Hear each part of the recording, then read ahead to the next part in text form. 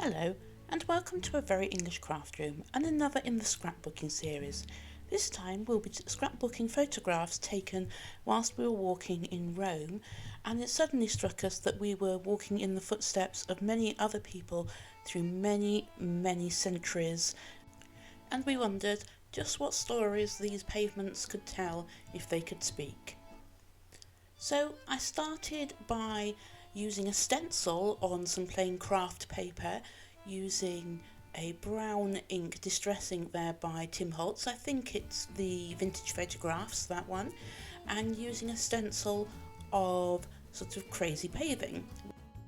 So I'm only going to stencil half of that paper because I'm going to use a strip of paper with paving blocks on it that you can see there on the left hand side of this layout, and I wanted to fade the stenciling out towards the right as well. And I will use a stencil again later, but in a slightly different way, to create an effect around the matting of one of the photographs.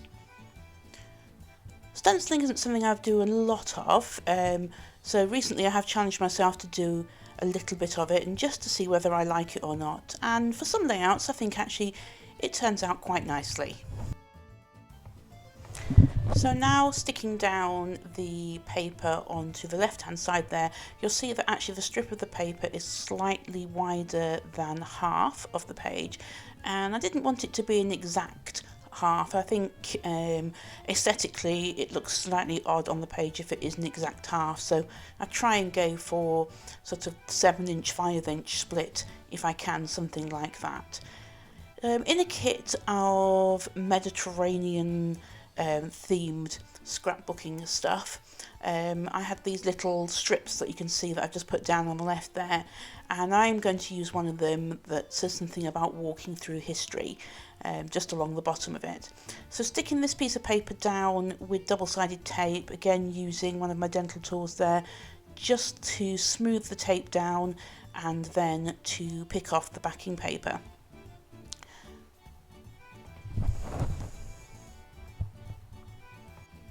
These photographs were taken when I was on a cruise with my daughter and my son. This was one of the excursions from the cruise, which was to Rome, and it's just our feet and our shadows when we were in Rome and how they looked on the cobbles, or indeed the flagstones rather than cobbles.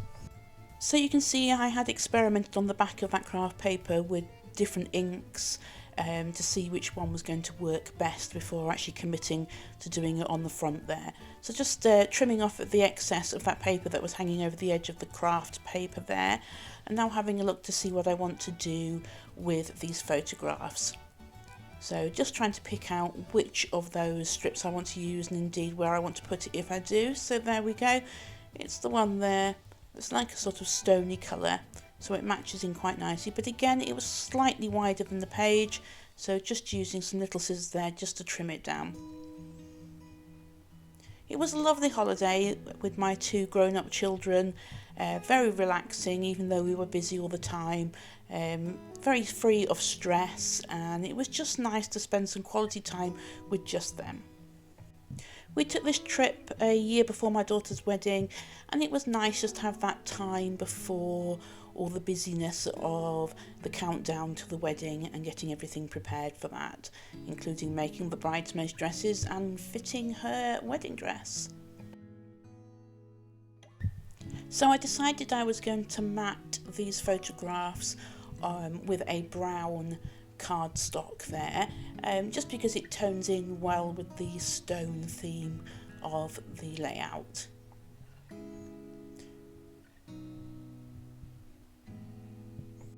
Comment down below if you like to mat and layer your photographs, or whether you prefer just to stick them straight down, maybe with the border that's already on the photographs, maybe without a border, straight onto your backing paper. Different people have different techniques, and indeed I use varying different ones depending on the layout. You will see here that I've cut an extra piece of brown there. It's a slightly different shade of brown. What I'm going to do there is use the stencil to draw round instead of stenciling and stamping through, and I'm going to cut out sort of like a stone edge to that piece of cardstock and some individual stones to add a different effect on the background. So a little bit of fussy cutting involved, and for once I've managed to get the fussy cutting underneath the camera. Again, fussy cutting wasn't something I'd done a lot of in the past, but I'm increasing the amount of it that I do now from watching other people's videos and seeing other people's layouts on various Facebook channels. Comment down below if you have learnt how to do different things from watching people on YouTube and on Facebook, and if there's anything in particular that you would like to learn how to do. Once again, as I'm filming this voiceover, the weather outside is really quite grey and horrible, and it keeps raining and hailing. For May, and indeed coming up to mid-May, the weather here is actually quite awful. We haven't really seen much in the way of sunshine or warmth. It seems to be down to like 4 degrees at times, with icy, haily showers and sleety showers. Let's hope that the summer here in the UK picks up soon, and maybe hopefully we'll even be able to travel to some sunnier climes.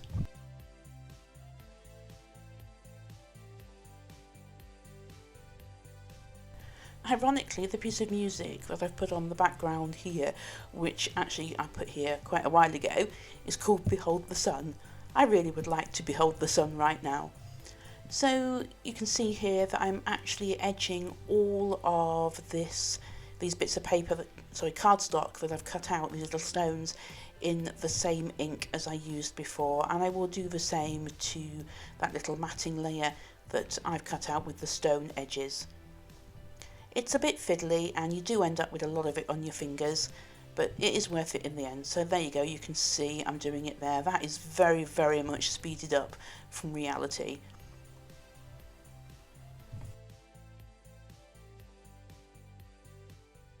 So whilst I've got the ink out, I'm also inking the edges of the matte layers there on the photographs, and I think actually you'll see that it's all the same cardstock, even though I thought it was a different one.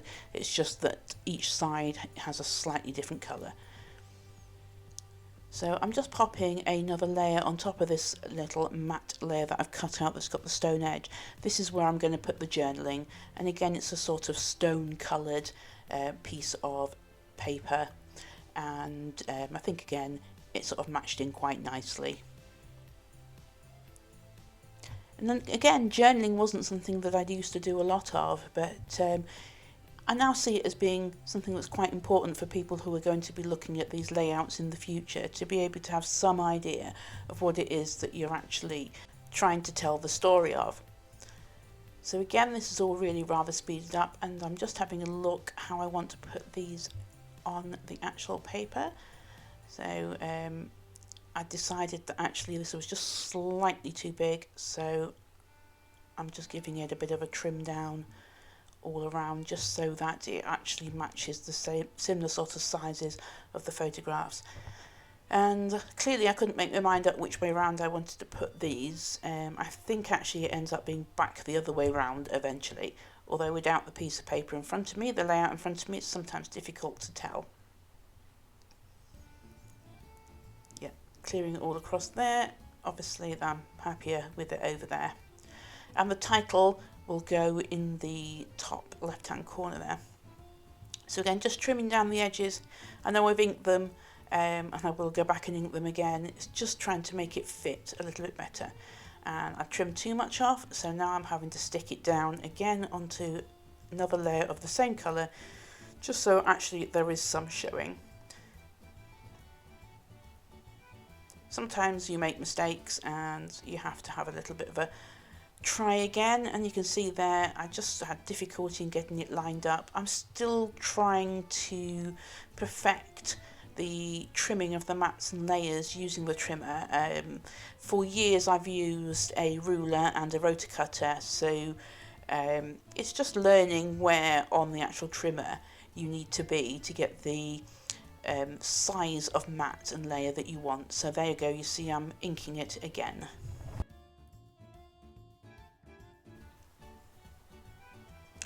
So now I've decided where everything's going to go. I'm just going to start sticking it down again with double-sided tape and the same tool there just to smooth it down and peel it up. Using the T-square as usual to try and get it as level as possible.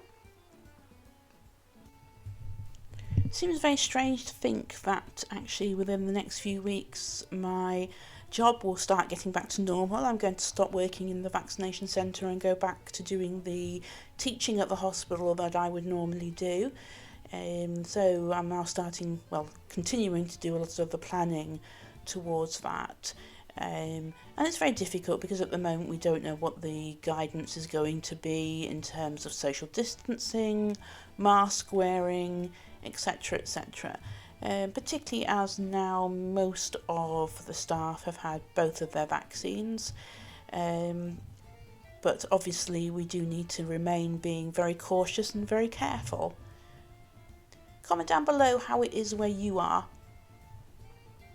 So I'm using the Xyron sticker maker here to put some adhesive on the back of those bits I've cut out from drawing around the stencil, and I'm going to use the stencil just to give me some guidance as to where each of these little stones that I've cut out needs to be. So I'm just popping them back in through the holes. It doesn't need to be spot on perfect, but at least it gives some sort of evenness in the spacing between them.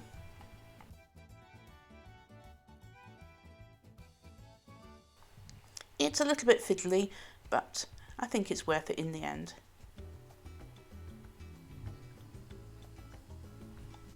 It's now been over a month since I've seen either of my children face to face, and we do catch up online with how things are going in our lives. So all three of us, so myself, my husband, my daughter, her husband, and my son, his partner, are in the process of looking for somewhere to move or in the process of actually buying a property. So both my son and my daughter have actually had their offers accepted and are in the process of going through all the legal aspects of all of that.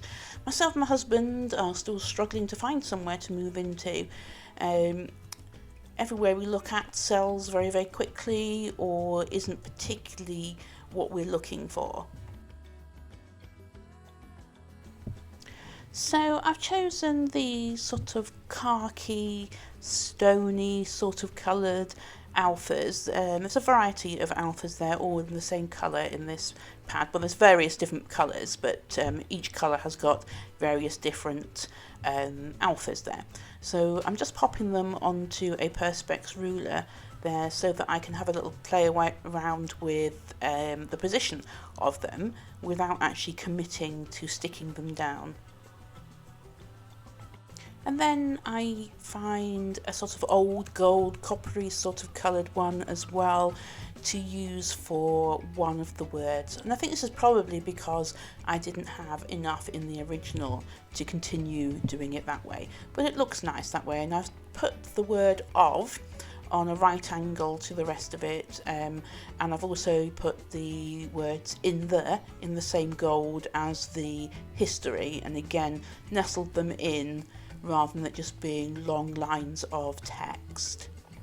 So I didn't want too much in the way of embellishments on here because it's quite busy without a lot of extra bits and pieces on there, but I did feel it needed something in between where it says walking and footsteps and possibly underneath the history. So I toyed with the idea of some stickers and also of some stamps, and I think I end up with some stamps underneath and possibly some stickers in between. Can't remember till we see. We'll both have a surprise together in a minute. So yeah, so I've got an arrow there that actually, by the looks of it, is going to go in between. I'm not really sure. I really should try and have either the layout or a photograph of the layout to hand when doing this. So no, I'm not putting the stamp in between. I am indeed using the stickers that were in that little pad there to the right, and they are just arrows.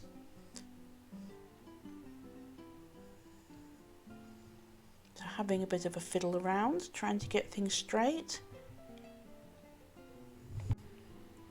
Sometimes when there are lines on the background, it can cause your eye to have difficulty in finding where the perpendicular and the horizontals are.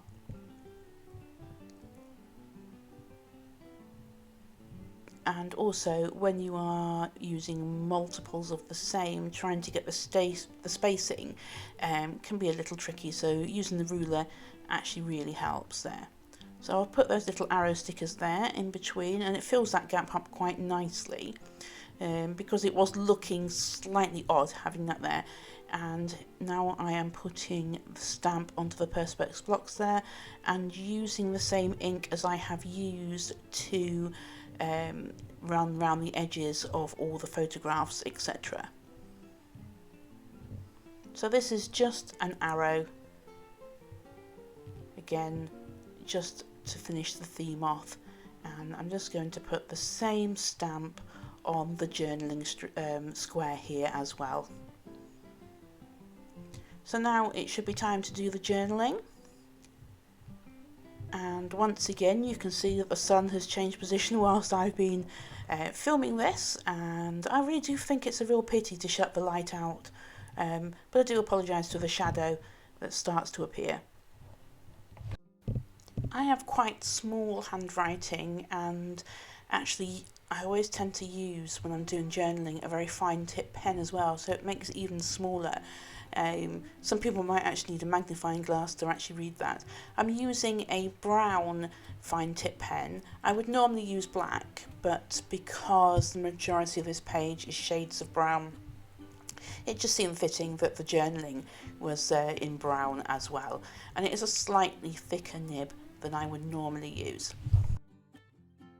So now that this layout is finished, I'd like to thank you for joining me and ask that if you have enjoyed this video and would like to see more, that you click on the like, the thumbs up, the little bell, the subscription, whichever you feel you would like to click on for me, would be really much appreciated, and that you join me once again in a very English craft room.